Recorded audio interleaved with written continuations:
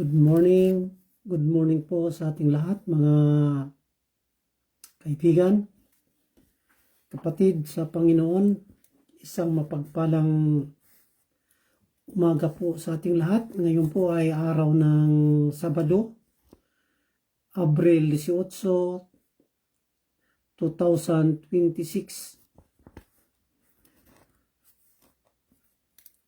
Sa oras po na ito, mga kapatid, ay muli po tayong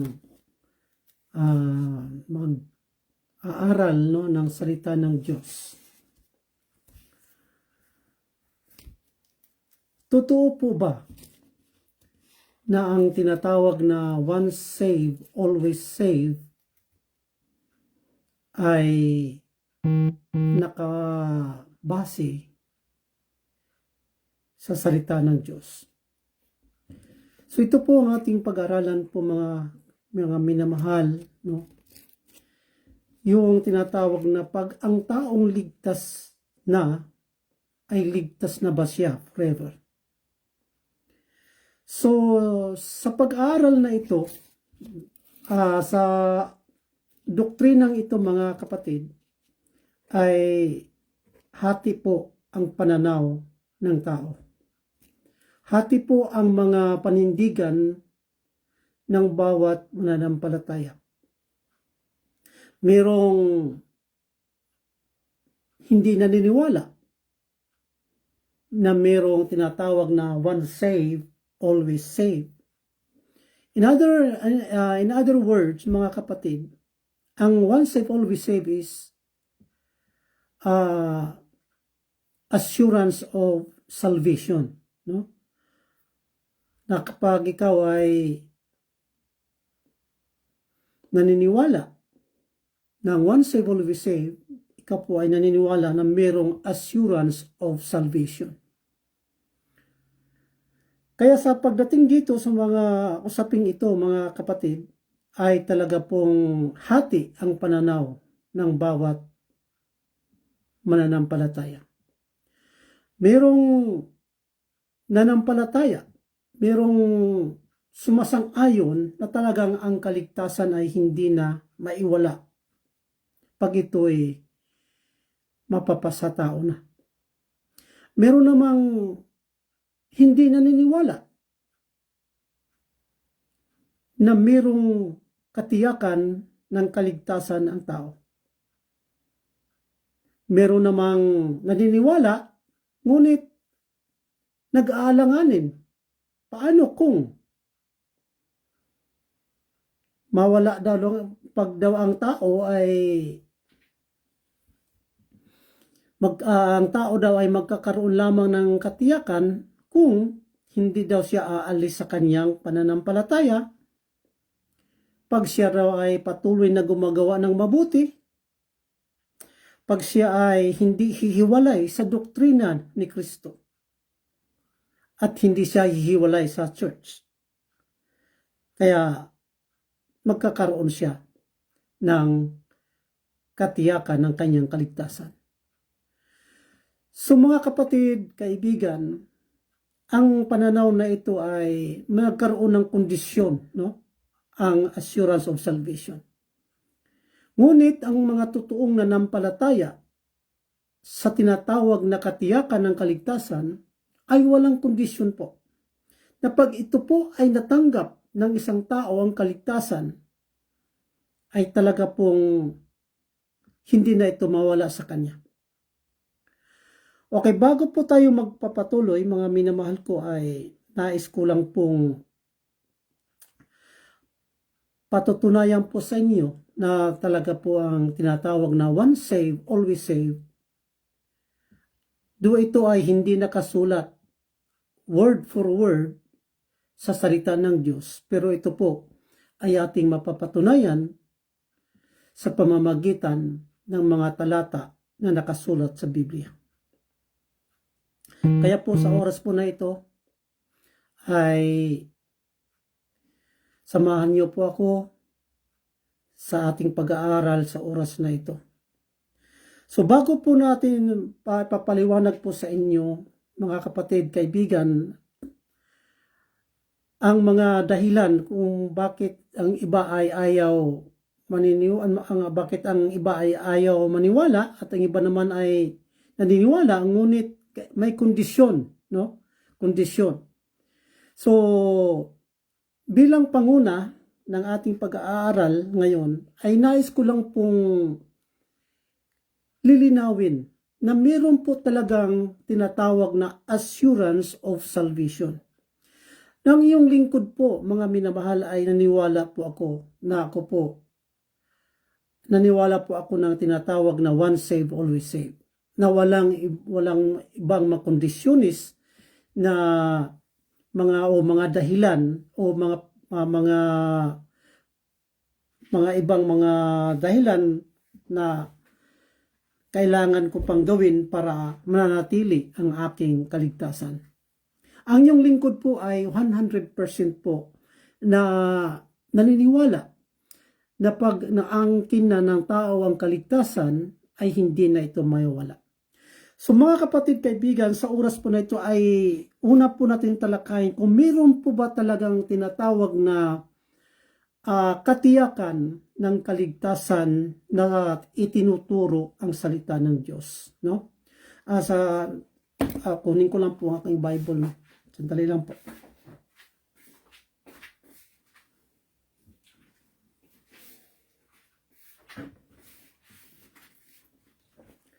Okay po mga kapatid. So ang unang talata po na ating pagbasihan po, mga minamahal, ay ating makikita doon sa Juan, no? Juan 10:28. Ito ay paulit-ulit na lang po natin, mga kapatid, na binabasa, no? Dahil marami pa rin po kasing mga tao na hindi pa naliliwanagan sa aral na ito, no? Ito po yung unang talata po, mga minamahal, na kung bakit ay ako po bilang inyong lingkod ay naniniwala. Isa sa mga naniniwala sa tinatawag na once saved, always saved. Ito po ay ating mababasa sa Juan 10:28 hanggang sa 29. Ang nagbigay po ng katiyakan na ito, mga minamahal ko, ay hindi po ang tao, kundi ang ating Panginoong Jesucristo at ang ating Ama na nasa langit. Sila po ang nagbigay ng katiyakan ng kaligtasan ng tao. Ito po ang nakasulat dito sa John, no? Juan 10:28 hanggang sa 29. Na ganito po ang nakasulat.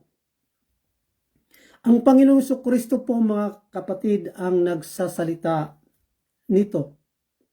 At sila'y binibigyan ko ng walang hanggang buhay, at kailanmay hindi sila malilipol at hindi sila aagawin ng sinuman sa aking kamay. So dito po ay ipinangako, nagbigay po ng pangako ang Diyos sa mga binibigyan niya ng buhay na walang hanggan, na hindi na sila malilipol at wala nang sinuman na makakaagaw pa sa kamay ng ating Panginoong Jesucristo. Malinaw po na sinasabi ng ating Panginoong Jesucristo na hindi sila malilipol at hindi sila aagawin ng sinuman sa aking kamay. Ang sinabi po ng 29, verse 29, ang aking Ama na sa kanila ay nagbigay sa akin ay lalong dakila kaysa lahat, at hindi sila maaagaw ninuman sa kamay ng aking Ama. So dito po, mga kapatid, kaibigan, ang sabi po ng Panginoon Jesucristo ay kailanmay hindi sila maaagaw sa kamay ng aking Ama.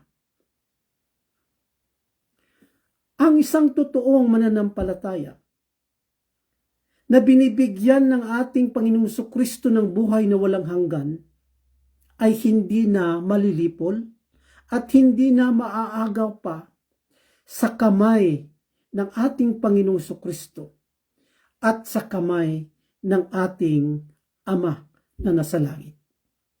So yun po mga kapatid kaibigan, ang pangako na binibitawan ng ating Panginoong Kristo upang ang isang tao ay wag nang mag-alala pa na maiwala niya ang kanyang kaligtasan.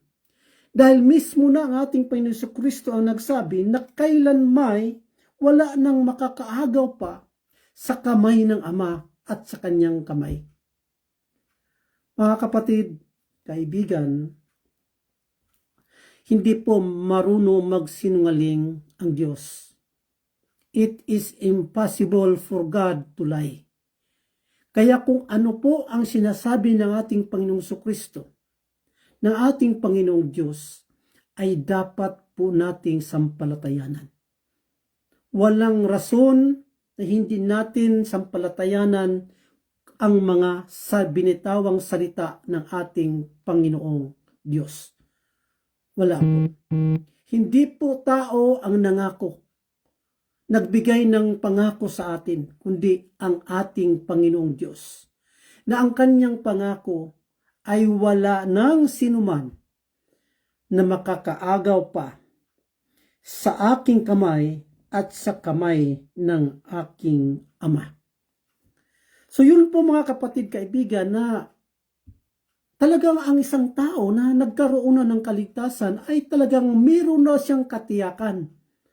Dahil hindi na siya maaagaw pa kailanman sa kamay ng anak ng ating Panginoong Kristo at sa kamay po ng ating Ama na nasa langit. Now, paano naman po mga kapatid? Ano po, mayroon po bang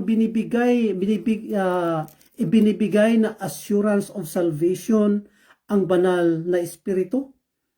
Kung ang anak ay nagbigay na ng kanilang pangako na hindi na tayo mahiwalay pa sa kanila o maagaw pa sa kamay nila, ang banal na Espiritu po ba ay nagbigay rin po ba ng katiyakan ng kaligtasan sa isang mananampalataya? Mga kapatid, kaibigan, ating pong basahin ang Episo 1:13. Ephesians chapter 1 verse 13. Okay, good morning bro Salde de Guzman. Kumusta? Medyo tagal-tagal na tayo hindi nakapagkwentuhan, bro. No? And happy listening sa inyo. At ganoon din po kay Bro David. Bro, isang magandang umaga po sa inyo. Kay Bufil Mortan, isang magandang umaga rin po. Pagpapalain po tayo. Pagpapalain po kayo ng ating Panginoong Diyos.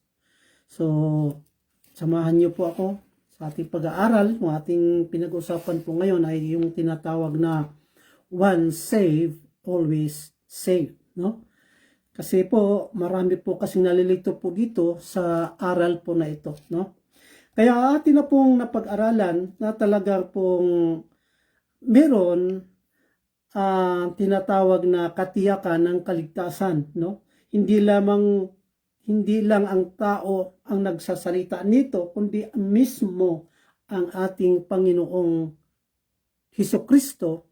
At ganoon din po ang ating Panginoong Diyos, ang ating Ama, ay nagbigay rin po sila ng katiyakan ng ating kaligtasan.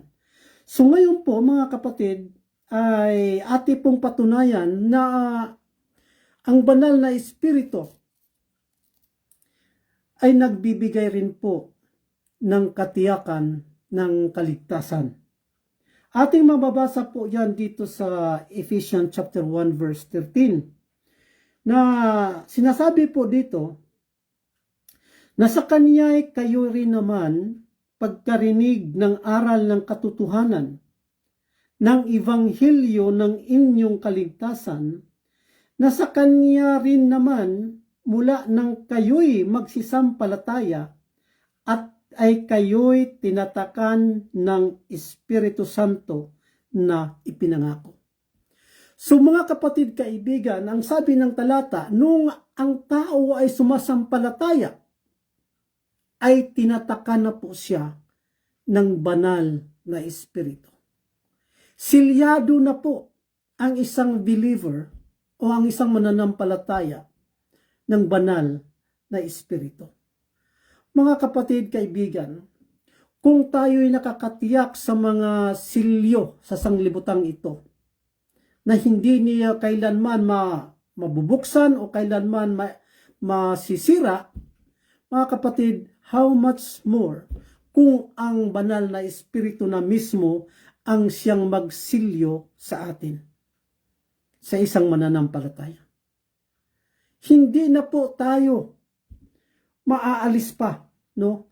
O maiwala pa, hindi na po natin maaalis pa sa piling ng Diyos, o mawalay pa tayo sa Panginoon dahil tayo po ay tinatakan na po ng banal na Espiritu. Mga kapatid kaibigan, ang tanong po, hanggang kailan po ba ang silyo na ito maiwala o mawala sa tao? Now, ang sabi po sa Ephesians chapter 4, Efeso 4:30, na sinasabi po dito mga kapatid, at huwag ninyong pighatiin ang Espiritu Santo ng Diyos, na sa Kanya kayo'y tinatakan hanggang sa kaarawan ng pagtubos. So, ang silyo po na isinilyo ng banal na Espiritu, mga kapatid kaibigan, ito po ay hanggang sa kaarawan ng pagtubos. So, merong hangganan po pala ang silyo na ito. Ito po ay hanggang sa kaarawan ng pagtubos. Ang tanong, kailan po ba mangyayari ang kaarawan ng pagtubos? Kailan po ba?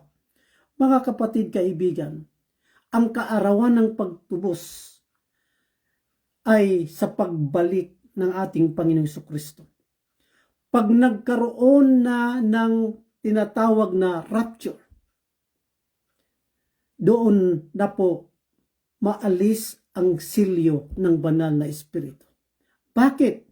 Dahil hindi na po kailangan bibigyan pa ng silyo ang isang mananampalataya kung siya ay nasa langit na kasama ng ating Panginoong Jesucristo. Di na kailangan. Dito sa lupa, tayo'y binibigyan ng katiyakan ng ating Panginoong banal na Espiritu sa pamamagitan ng silyo dahil hindi pa tayo, kumbaga, kung sa madaling salita po mga kapatid, ay meron pa pong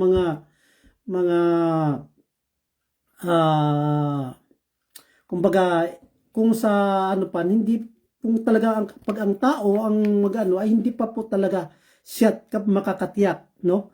Dahil nga marami pang mga pagsubok sa buhay. Kaya tayo ay sinilyuhan ng banal na Espiritu upang tayo ay magkakaroon ng katiyakan ng ating kaligtasan. Kasi pag tayo po ang magtitiwala, kung tayo po ang magbibigay lamang ng ating sariling katiyakan ng ating kaligtasan, mga kapatid, kaibigan, ay talaga pong hindi po natin makayanan. Kaya ang Diyos na mismo, ang Diyos Ama, ang Diyos Anak, at ang Diyos Espiritu Santo, sila na po ang nagbigay sa atin ng pangako na hindi na po tayo talaga mawawalay pa sa Panginoon. Ibig sabihin po ay meron na po talaga tayong katiyakan ng ating kaligtasan habang po tayo ay nandito pa sa lupang ito. So kaya po mga kapatid kaibigan, tulad nga po ng sinabi ko sa inyo na ang the word usas ay hindi po talaga mababasa word for word, pero ito po ay kayang patunayan sa pamamagitan ng salita ng Diyos. Sa Roma 8:38 hanggang 39.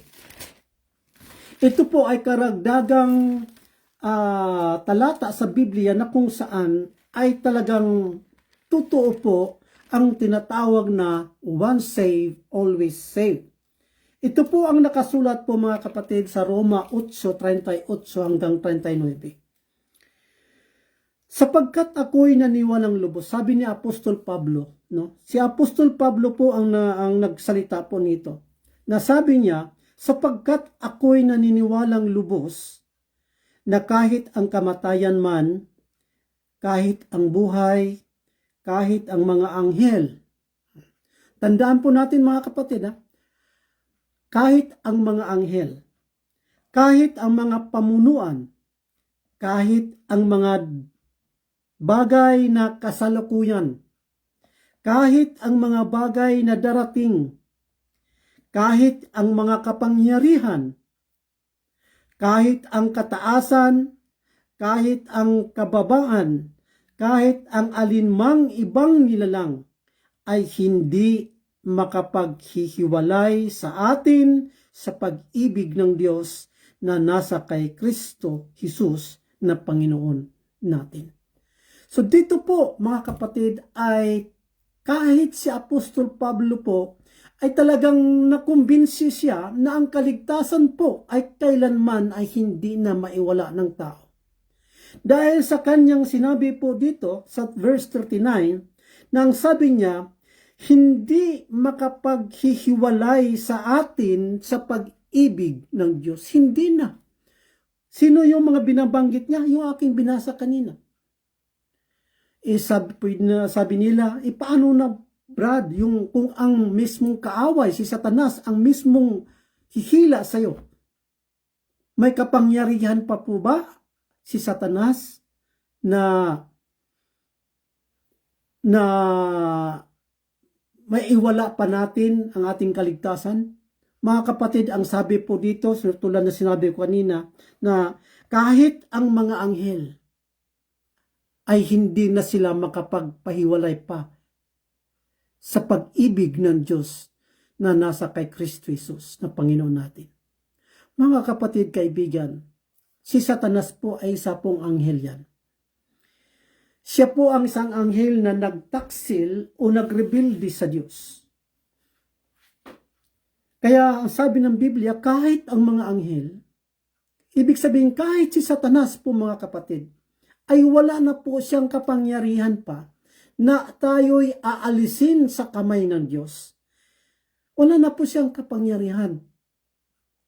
Wala na rin po siyang kapangyarihan din na aalisin ang silyo ng banal na Espiritu.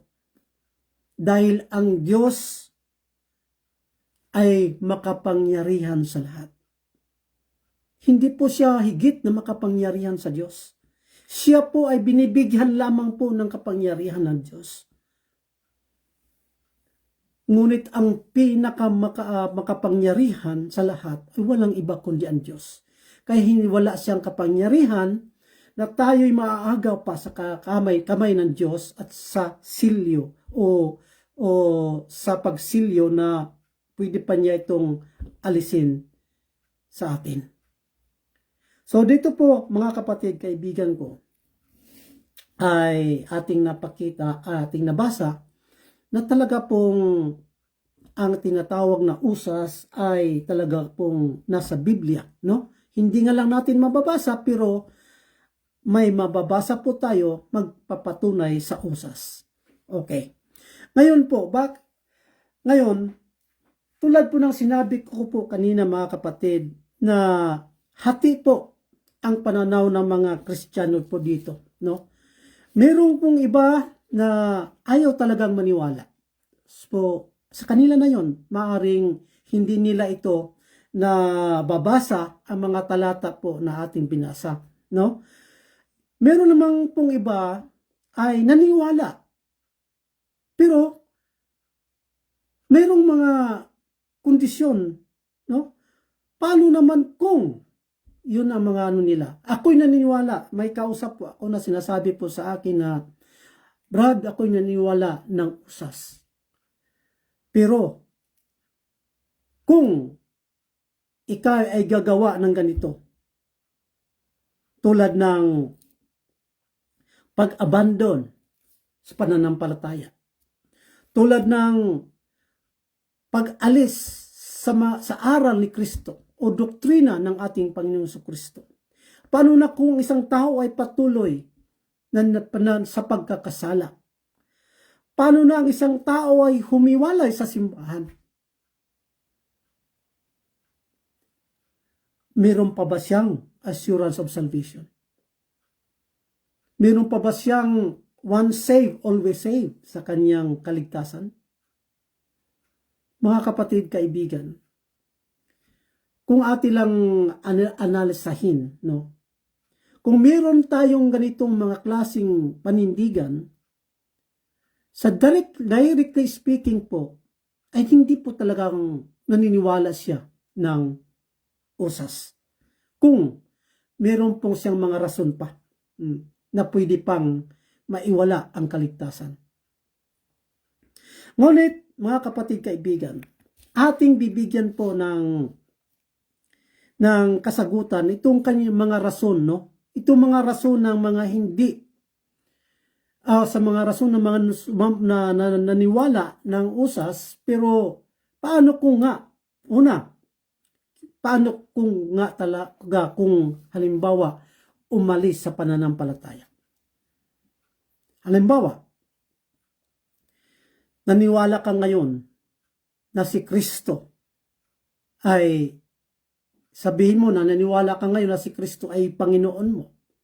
Tapos pagdating ng ilang buwan, ilang taon, ay lumipat ka sa ibang mga dominasyon na nagtuturo na hindi si Kristo ang tagapagligtas.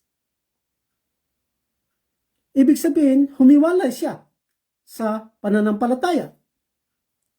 Ngayon, mga kapatid kaibigan, ano po ba ang sinasabi ng Biblia tungkol sa isang tao na sumampalataya na ng lubos o ng totoo o tunay na pananampalataya sa ating Panginoon Jesucristo?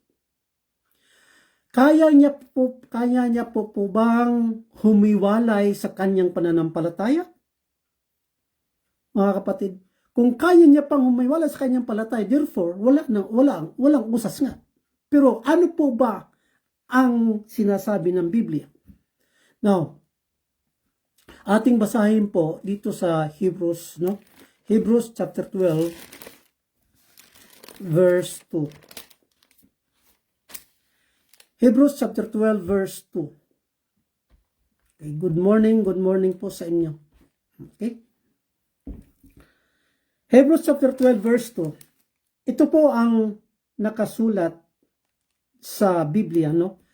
Kung talaga po bang kaya pang maiwala ng tao ang kanyang pananampalataya sa ating Panginoong Jesucristo.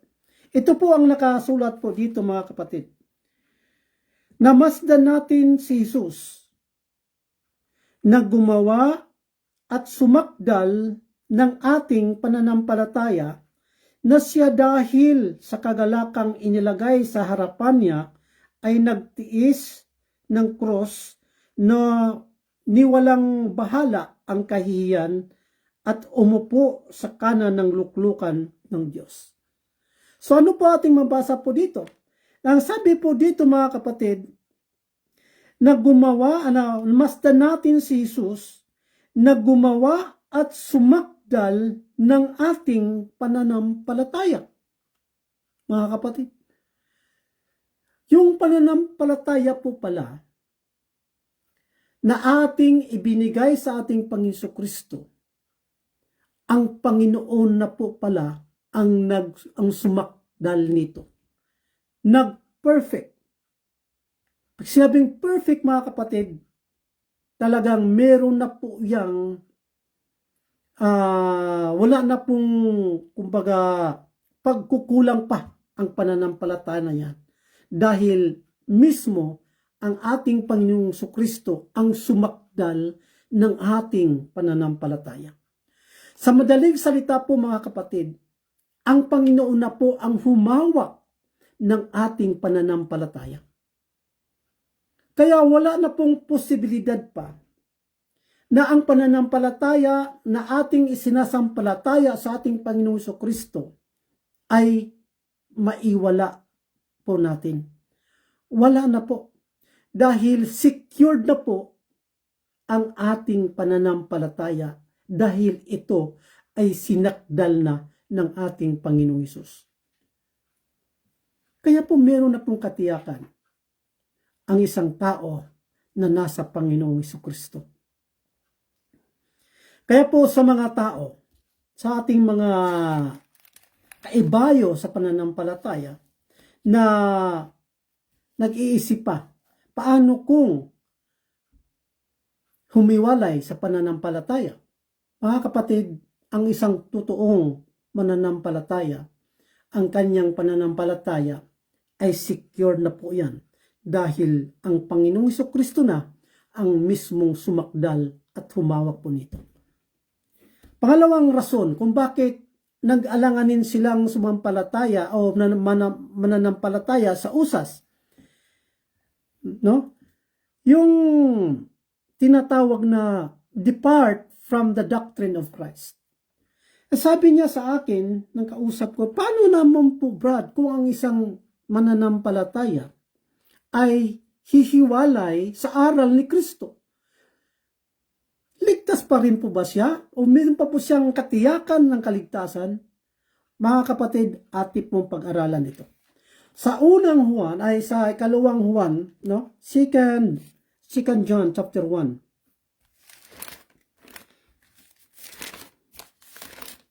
Second John chapter 1 verse 9. Kalawang Juan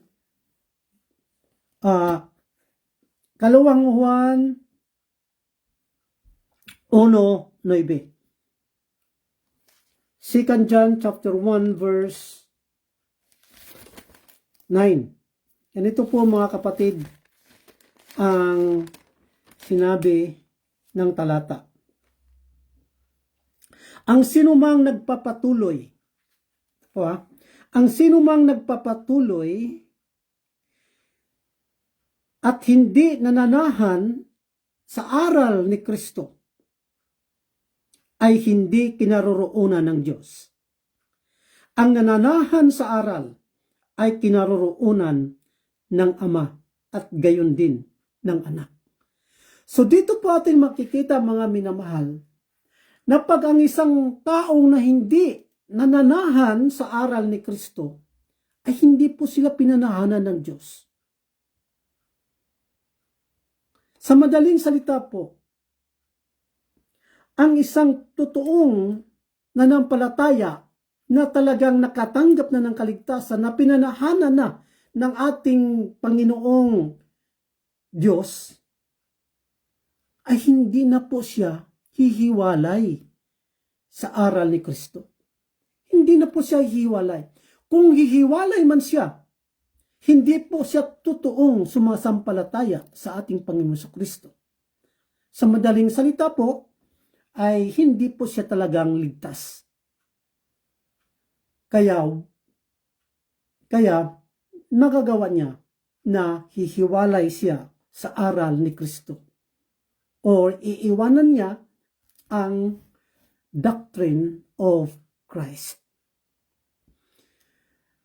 Mga kapatid, kaibigan, ang pananahan sa aral ni Kristo, yan po ang magpapatunay po sa atin na tayo nga ay meron ng katiyakan ng ating kaligtasan. Yan po. Hindi po nangangahulugan na pag umalis ang isang tao sa aral ni Kristo ay nawala na ang kanyang kaligtasan. Hindi po, kundi ang katotohanan po. Kaya siya po ay umalis sa doktrina ng ating Panginoong Kristo, sa aral ng ating Panginoong Kristo. Dahil ang totoo po, hindi po siya pinanahanan talaga ng Diyos. Hindi po siya totoong ligtas. Kaya nagawa niyang umalis sa aral ni Kristo. Kasi ang totoong ligtas na, mga kapatid, kaibigan, ay nagpapatuloy po yan sa aral ni Kristo. So yan po, mga kapatid, kaibigan ko. Ay katlong tanong po. Paano po ang isang tao, isang Kristiyano na nagsasabi na siya ay ligtas na, ngunit nagpapatuloy sa pagkakasala? Mga kapatid, kaibigan, una-una po, ang isang tao po na nakatanggap sa ating Panginoong Kristo, sumampalataya sa ating Panginoong Kristo, siya po ay nasa Panginoon na. At dahil siya ay nasa Panginoon na, siya po ay binago na ng Diyos. Binago na po siya ng Diyos. At ito po ang nakasulat dito sa 2 Korinto 5:17, mga kapatid. 2 Korinto 5:17 na sinasabi po dito, kaya't kung ang sinuman ay na kay Kristo, siya'y bagong nilalang, ang mga dating bagay ay nagsilipas na, narito sila'y pawang naging mga bago. Sa madaling salita po, mga kapatid, kaibigan, ang totoong ligtas na ay meron na po siyang pagbabago. Dati ay wala siyang konsensya na gumawa ng pagkakasala. Wala siyang anuman na kinakatakutan sa paggawa ng kasalanan. Nung siya ay sumampalataya at tumanggap sa Panginoon, ay meron na po siyang takot. Meron na po siyang konsensya sa paggawa ng kasalanan. Kaya't po, hindi na po maaari ang isang totoong ligtas na magpapatuloy pa sa pagkakasala. Oo, aminin po talaga natin na ang pagkakaroon ng tinatawag na usas o assurance of salvation, mga kapatid, ay hindi po ito nangangahulugan na tayo po ay hindi na nagkakasala. Iba po ang nagpapatuloy sa pagkakasala kaysa nagkasala. Ang mga Kristiyano po, mga kapatid, kaibigan, hindi po perpekto po tayo. Hindi tayo perpekto sa harapan ng tao. Pero sa harapan ng Diyos, naging perpekto na po tayo. Kaya po tayo ay meron ng katiyakan dahil tayo ay perfect na sa harapan ng Diyos dahil sa ating Panginoong Kristo na tinanggap po natin. Saan po mababasa yan na perpekto na ang tao o ang mga taong ligtas na, mga kapatid? Basahin po natin sa Hebrews chapter 10 sa verse 14. Ito po ang nakasulat po dito, mga kapatid, no? Nasabi po dito, sapagkat sa pamamagitan ng isang pagkahandog ay kanyang pinasakdal magpakailanman ang mga pinapagiging banal. For by one offering he hath perfected forever them that are sanctified. Sino ba itong mga sanctified na ito? Na piniperfect ng ating Panginoong Diyos. Ito po tayong mga sumampalataya sa Panginoong Kristo. Pag tayo ay sumampalataya sa ating Panginoong Kristo, we are sanctified. At because we are sanctified, tayo ay piniperfect na ng Diyos. Hindi dahil sa ating mga gawa, kundi dahil sa ating Panginoong Kristo na ating tinanggap. Si Kristo po ay walang bahid na kasalanan na ating tinanggap.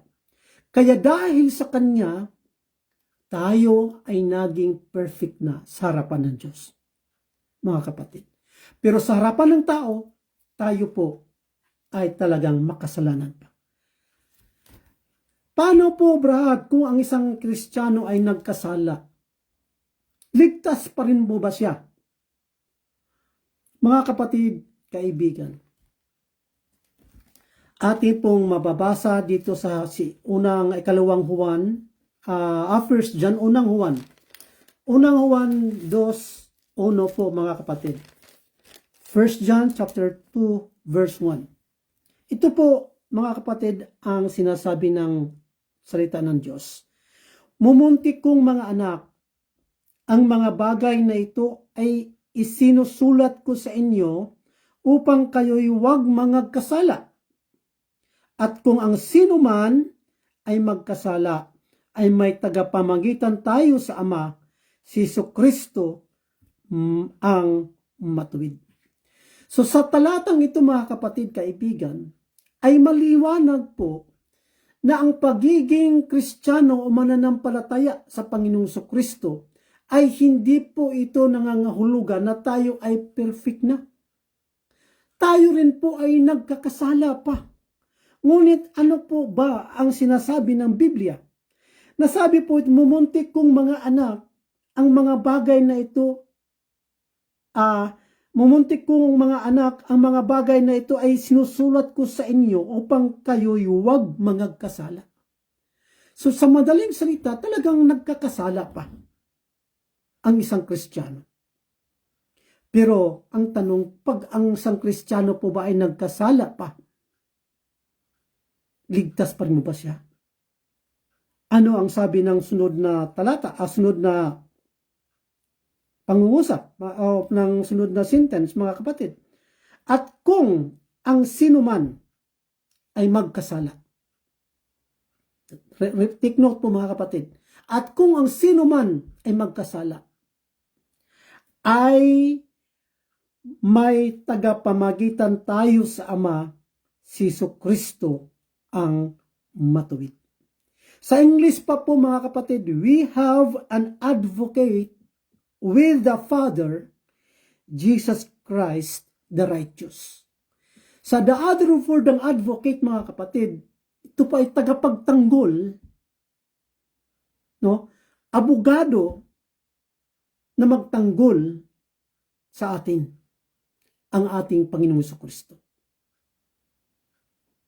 Mga kapatid, kaibigan, kung dito sa lupa ay pag meron po tayong abogado na pinakamagaling na kayang baluktutin ang batas para lang may panalo ang kaso, mga kapatid, may pagtanggol para pawalang sala niya ang kanyang kliyente, ay naniniwala po tayo ng ganun.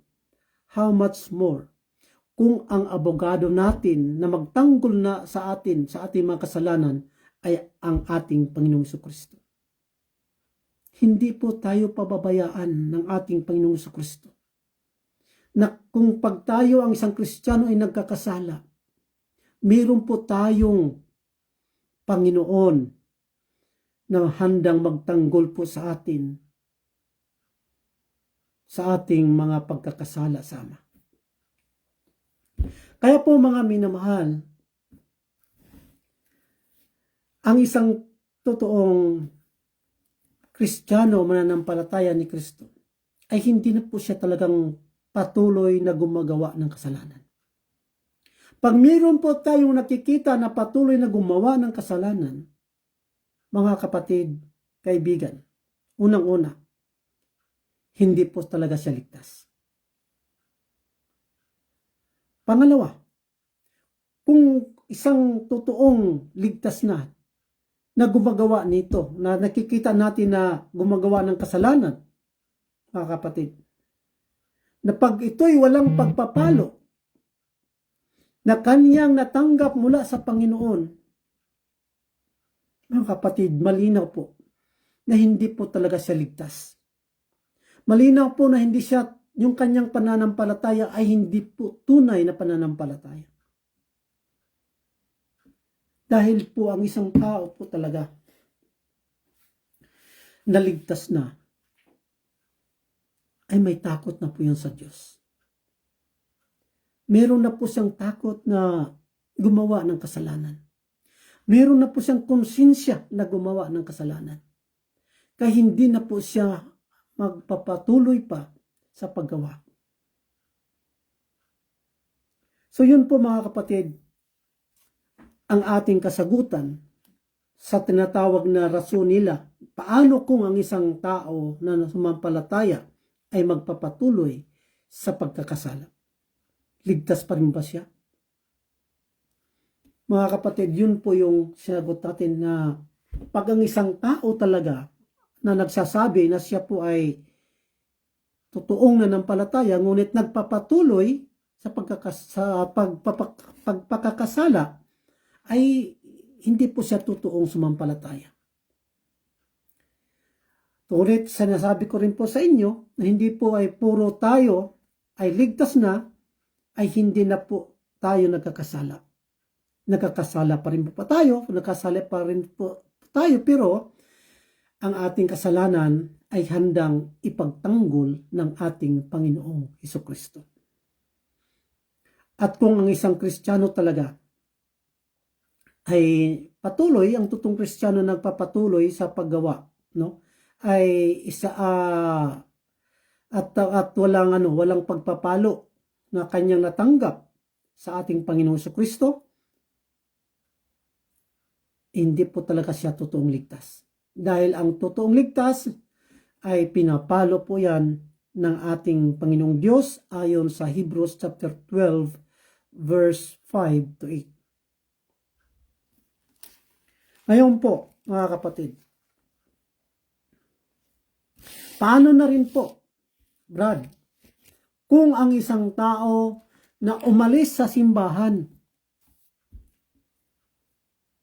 ligtas pa rin ba siya? Kasi marami daw pong umaalis sa church. Sila po ba ay ligtas pa rin po? Mga kapatid, kaibigan, ang maisagot po natin yan. Depende po yan sa church o sa iglesia. Kung ang iglesia ay totoong sa Panginoong Hesukristo o tunay na iglesia na itinayo ng ating Panginoong Hesukristo at siya po ay umalis po doon, ay nangangahulugan po na hindi talaga siya totoong ligtas. Nangangahulugan po na hindi siya totoong pagmamay-ari ng ating Panginoong Hesukristo. Ito po kasi ang nakasulat sa unang Juan 2:19, mga kapatid, na sinasabi po dito, 1 John chapter 2 verse 19, na sinasabi po dito, sila'y nangagsilabas sa atin, ngunit sila'y hindi sa atin. Sapagkat kung sila'y sa atin, ay nagsipanatili sana sa atin. Ngunit nagangagsilabas upang sila'y mahayag na silang lahat ay hindi sa atin. So mga kapatid, kaibigan, kung ang totoong iglesia ay mayroon pong umalis po doon na membro o nagsisimba po doon, mga kapatid, kaibigan, ay hindi po siya totoong ligtas. Kasi ang sabi ni John, kung ang isang taong totoong ligtas ay nananatili na kasama ng mga mananampalataya, hindi niya kayang umalis. Tulad nga na sinabi ko, yung pananampalataya ng isang totoong pananampalataya o pananampalataya ng isang totoong mananampalataya, yan po ay secure na at kailanman hindi na yan mapawindang-windang. Mananampalataya ko, no? Hindi, ganun, hindi.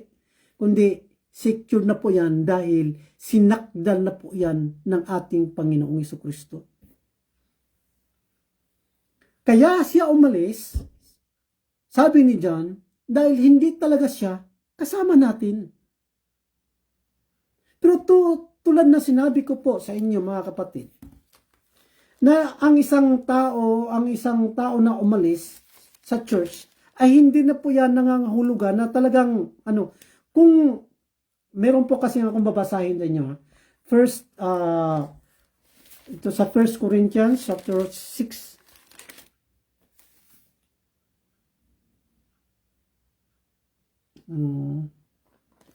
ba yun? 2 Corinthians 6:11 po mga kapatid. 2 Corinthians 6:11. Ito po ang nakasabi po dito. 2 Corinthians 6:17 pala. 6:17. Ang sabi po dito, kaya nga magsialis kayo sa kanila at magsihiwalay kayo, sabi ng Panginoon, at huwag kayong magsihipo ng mga bagay na marumi, at kayo'y aking tatanggapin. So mga kapatid, kaibigan, meron din pong inuutos ang Panginoong Diyos na ang sabi niya, magsialis kayo sa kanila. Ang ibig sabihin ng ating Panginoong Kristo, pag ang isang iglesia ay hindi tunay na iglesia, hindi nagtuturo ng tamang turo ayon sa salita ng Diyos, sabi ng Panginoong Kristo, ng Panginoong Diyos, magsialis kayo sa kanila. Kaya ang masasabi ko mga kapatid, na pag ang isang tunay na iglesia ng Diyos, na pag ikaw ay aalis sa tunay na iglesia ng Diyos, ay nangangahulugan po yan na hindi ka talaga tunay na ligtas. So yun po mga kapatid, kaibigan ko, na ating napag-aralan po na talagang pag meron ka ng kaligtasan, ay hindi na po yan maaalis pa sa'yo. Dahil ito po ay sinisecure na ng ating Panginoong Diyos. Hindi na po. May katiyakan na po tayo sa ating kaligtasan, mga kapatid.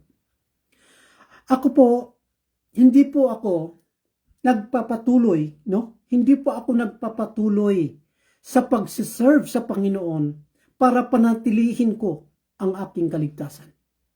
Mga kapatid, kaibigan, ako'y nagpapatuloy dahil ito po ang resulta ng aking pananampalataya sa Panginoon. Ito po ang resulta ng aking kaligtasan.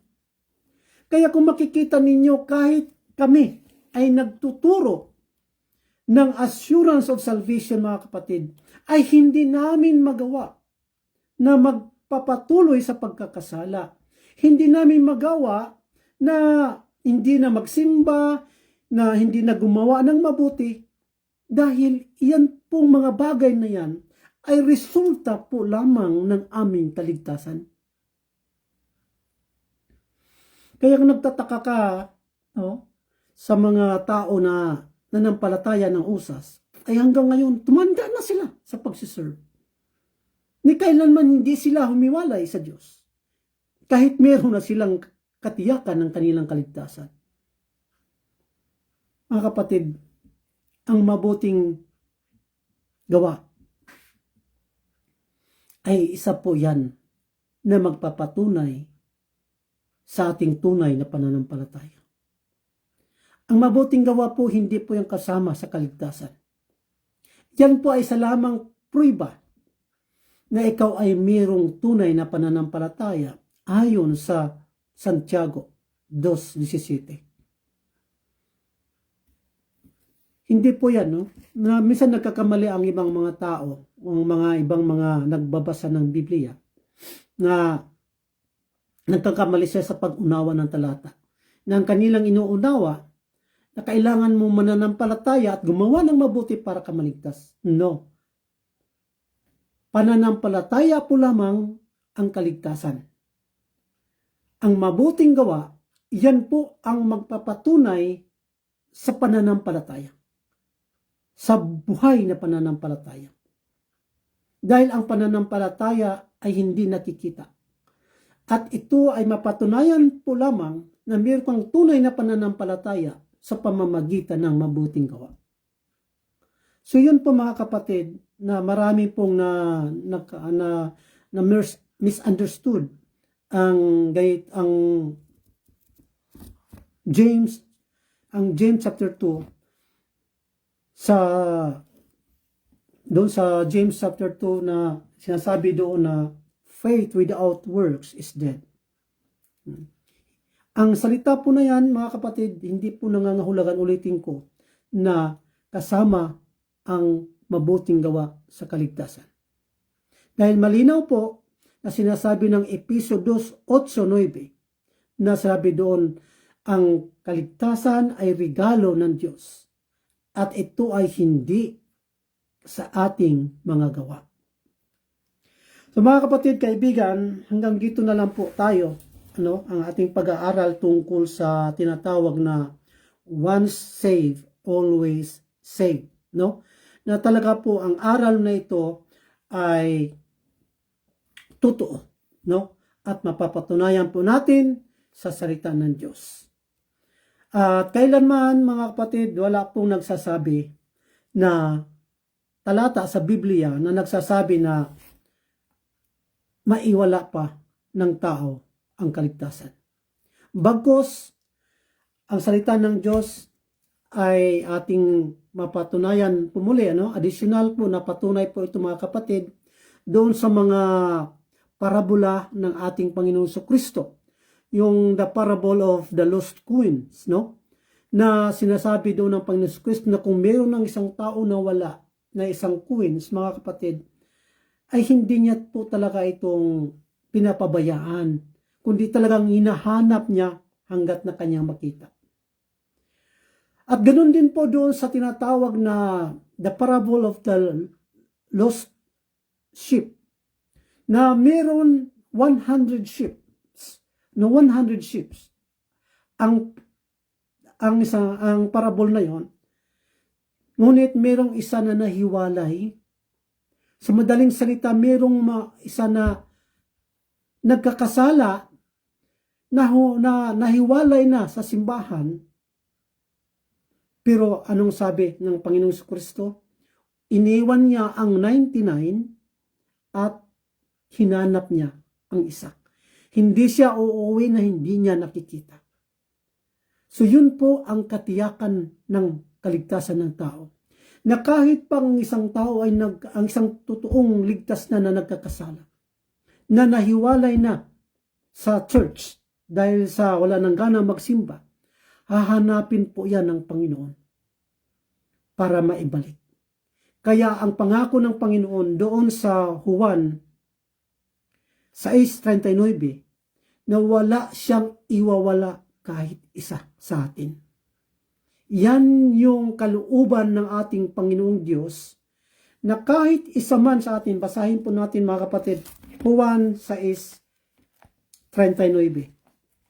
Bilang pangukas po ito mga kapatid, additional verse tungkol sa usas, Juan 6:39, na ang sabi po dito mga kapatid, nasabi po dito, at ito ang kalooban ng nagsugo sa akin, na sa lahat ng ibinigay niya sa akin ay huwag kong iwala ang anuman, kundi ibangon sa huling araw. So ang kalooban po ng Ama, mga kapatid, tungkol sa mga Kristiyano, sa mga mananampalataya, ay walang iwala ang ating Panginoong Jesucristo kahit sino ka pa. Kahit nagkasala ka, hahanapin ka ng Panginoon pag ikaw ay tunay na nakatanggap ng kaligtasan mula sa ating Panginoon. So muli mga kapatid, kaibigan, ako po'y nagpapasalamat po sa inyo sa inyong pakikinig at panunood sa video ito. I hope and pray na ang video na ito ay makakatulong sa inyo upang magiging malinaw na po sa inyo ang tinatawag na once saved, always saved. Pagpalain po tayo ng puong may kapal. Maraming salamat po muli. Lagi nating tatandaan, mahal tayo ng Diyos. Amen. Praise God.